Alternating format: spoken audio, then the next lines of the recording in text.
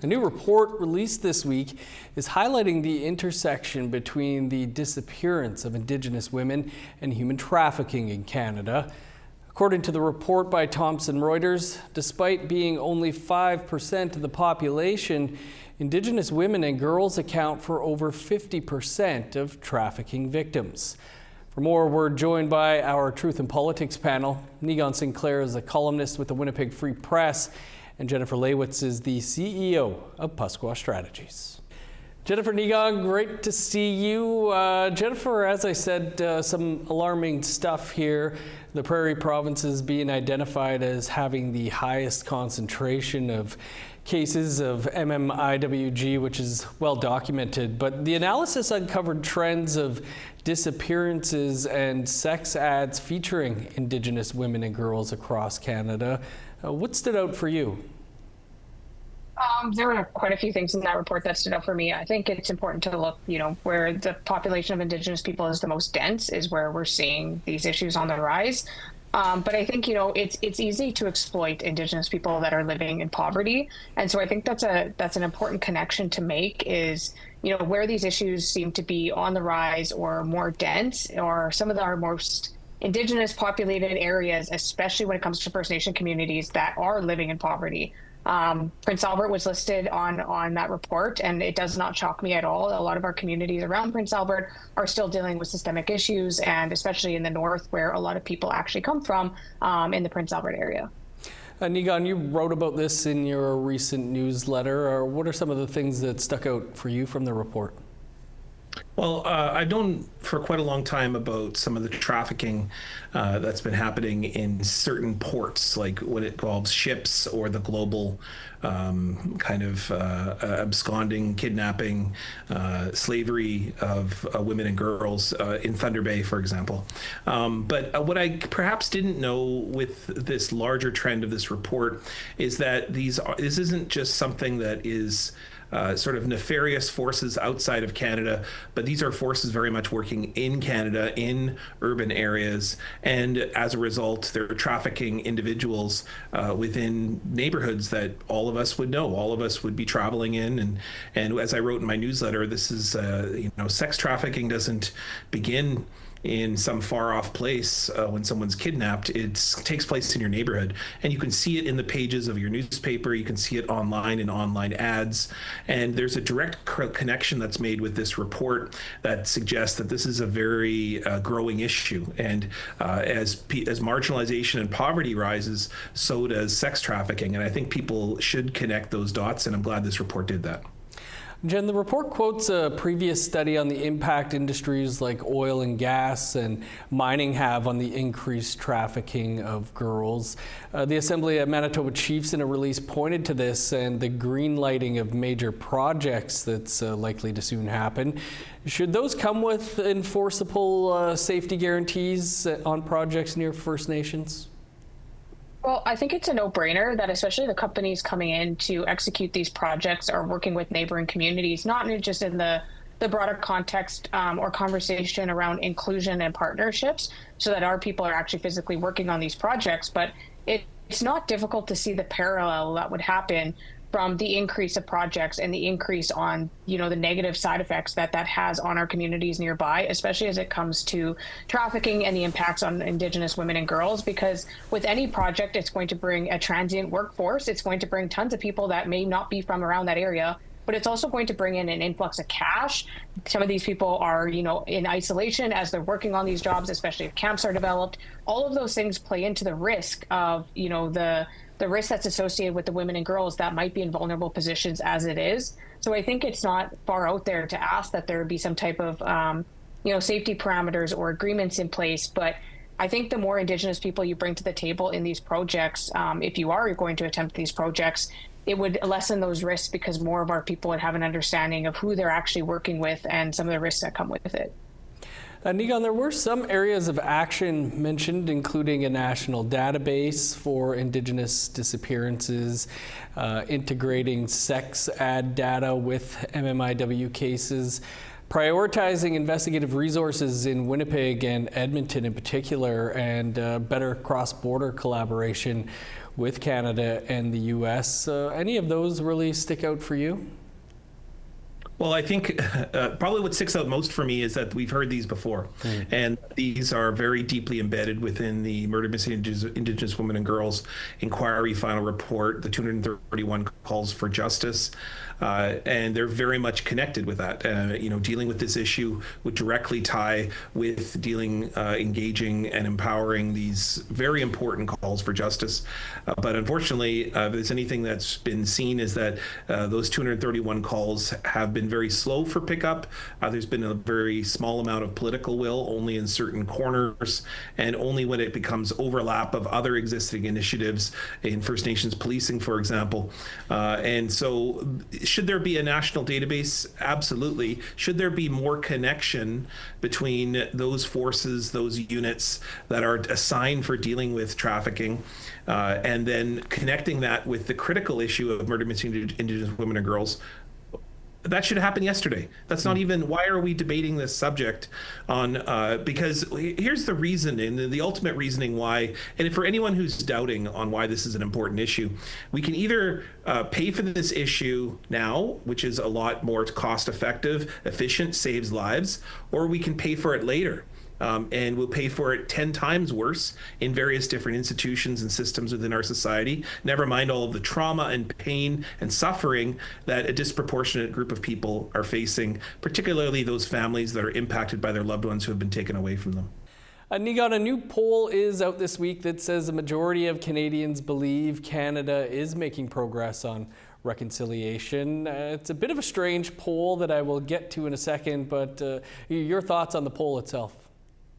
Yeah, strangeness is the kind of word of the day when it comes to this poll. I'll let you get to some of the weirdness around how the data was collected on this poll. Here's what I'll say that I'll take a hopeful approach. I think there's more people that are conversing, thinking about, and certainly reconciliation is a part of a national conversation in many sectors of the country, not all, but in many sectors of the country that simply just wasn't there a decade ago. The work of Justin Trudeau and his government, the commitments that were made, have brought Indigenous issues into a national conversation, so much so that it was noticed when Indigenous issues was not part of the federal leaders' debate during the last election, either in the French or in the English. In the past, that was one of the 4 or 5 issues that was addressed at the federal leaders' debate. People were remarking that Indigenous issues were almost completely shut out of this last campaign. The fact that people noticed tells me that reconciliation is a part of a national conversation now. But the fact that it can be pushed away and pushed to the side tells me that we're not all that far ahead. Jen, I said it was a strange poll, and maybe it's just me, but one of the questions was about whether Canadians trust other Canadians, and about 60% of non-Indigenous people say they trust Indigenous people. But in Saskatchewan, 38% of non-Indigenous people said they trust Indigenous peoples. So what do you make of that? Oh, that's a hard one to answer, because Saskatchewan historically is a very rural, very conservative province. There's a lot of, historical and systemic issues here, especially as it comes to our justice system, addictions, poverty, homelessness. All of those things are predominantly affected in higher numbers with Indigenous people. So there is obviously that major gap between Indigenous people that trust their fellow Saskatchewan people. But at the same time, I think when we're talking about reconciliation in a broader view, and we're talking about understanding the history there, and how the federal government's decisions have impacted us, how other Canadians have picked up on some of those oppressive or maybe not so great views of us as Indigenous people, it's been hard to dismantle that. So reconciliation needs to be at the forefront in this country. But at the same time, I would be a hypocrite to sit here and say I don't understand why people don't trust us, when we have the FSIN in the media saying that there's $20 million unaccounted for.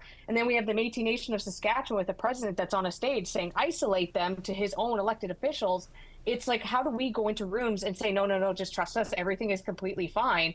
Obviously, there's some real trust issues within our own institutions, in our own governments, within our own people and communities. But at the same time, that shouldn't stop the work that we do with other Canadians, especially in Saskatchewan, when we're recognizing the history where it's got us today and how that is, an explanation for some of the things, addiction, root causes of crime, those sorts of things. But at the same time, I understand why people are like, I'm not going to give them blind trust, because they're publicly talking about why we shouldn't trust them in certain instances. So that's tough. What a hard question. Niigaan, 10 years out after the TRC, is there a one main thing that you can point to? It feels like there's a lot of smaller things that have happened and that continue to happen in everyday life here, but a big thing that, an example of reconciliation in action? I was going to add just one more thing. The fact there is a weird poll that asks weird questions might be a sign that we're hitting a kind of weird point in reconciliation. And here's what I mean by that is the time of making territorial acknowledgements that don't mean anything, where we say, oh, we're going to share the land, then we don't actually share the land. I think Canadians are hitting a weird point in which they're saying, well, reconciliation in these kind of ornamental, grand gestures and even apologies, there's been so many apologies now that, like, what do they all mean? And what does that actually mean in terms of behavior changes or policy changes or actions? I could list off a whole bunch of, I think, grand steps forward. Bill C-15 is probably the biggest. It's a commitment to the United Nations Declaration on the Rights of Indigenous Peoples. But as we've seen, almost nothing has really happened since. Very little in terms of the government saying, well, we commit to Indigenous rights. But the same old cycles, as seen with Bill C-5, happens over and over again. Indigenous peoples are at the last part of that conversation involving energy resource use. They're just about signing off. It's not about consultation at all. And then it's a sort of vague, weird space that we're in where we're like, okay, well, what does it all mean now? Because if we're going to say we recognize Indigenous rights, but we just did everything that was antithetical to that, so what I mean is that we are in a weird time. We are in a very weird moment in which I think the government continues to act in unproductive, unethical, anti-Indigenous ways, has been the time of, the tone for the past 150 plus years.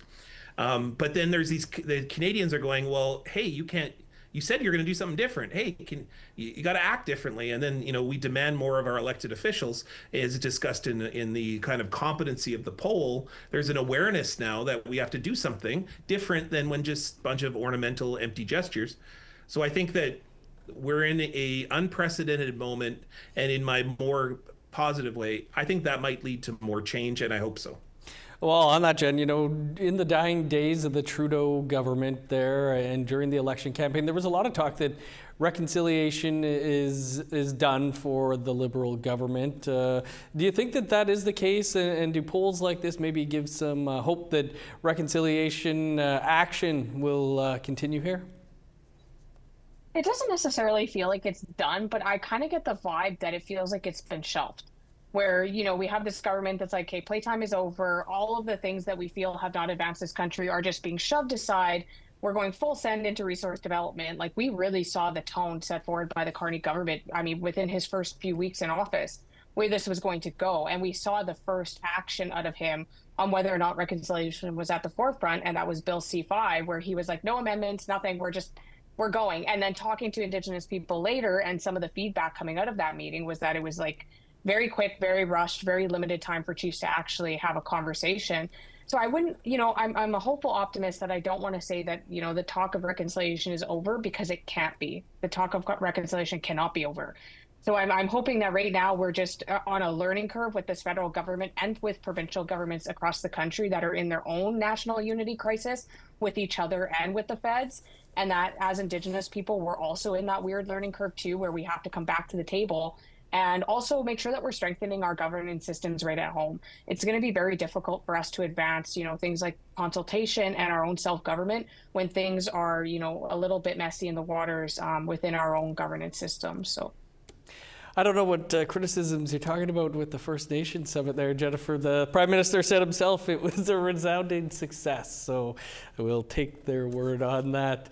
Okay, well, it's great to see you both. They do a poll on that. Yeah. Yeah. Great to hear from you both. We'll see you soon. Yeah, be glad. Thanks. Thanks.